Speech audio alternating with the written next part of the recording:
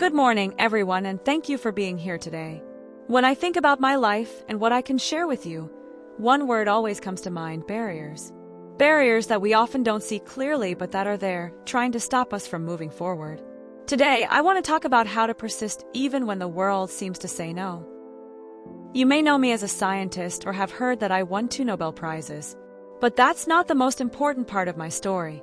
What truly matters is the path I took to get there and the struggles I faced, many of them invisible. I was born in Warsaw, Poland, in 1867. At that time, women were not allowed to attend universities in my country. Imagine that for a moment. Having a thirst for knowledge, wanting to learn, and being simply forbidden because of your gender. But I had an uncontrollable passion for science. So instead of accepting this prohibition, I sought alternatives.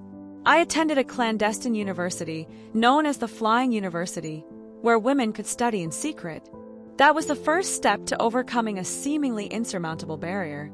Here's my first message. When the main door is closed, look for a window, a crack, any alternative path. But never give up on what you believe in. When I finally managed to move to Paris to study at the Sorbonne, I thought my problems were over. But I quickly realized that new challenges awaited me. I didn't speak French well enough. I had no money to support myself. And I was competing with students who had a much stronger educational background. There were nights when I studied late into the night, hungry and wrapped in blankets to keep warm in the winter cold. I'm not going to lie.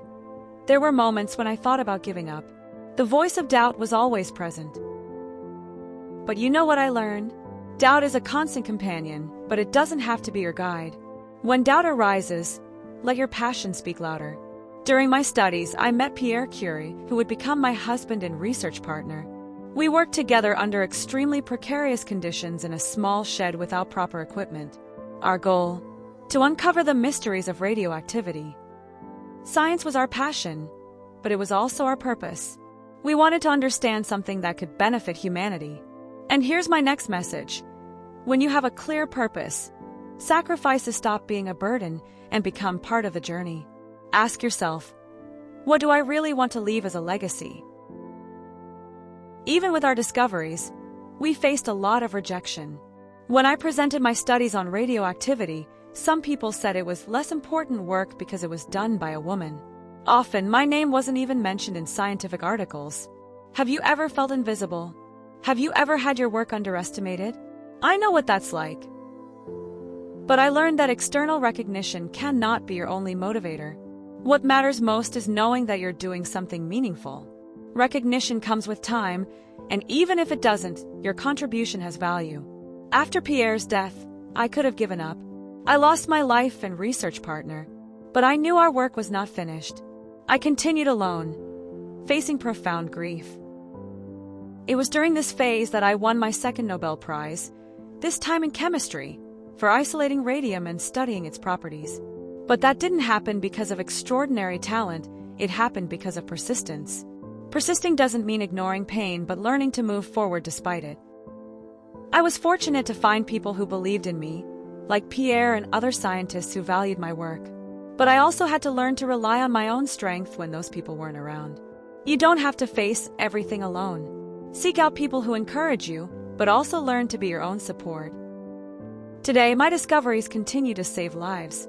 Radiotherapy, for example, is one of the most effective treatments for cancer. I couldn't have imagined, in that cold shed, that my work would have this impact. And here's my final message for you.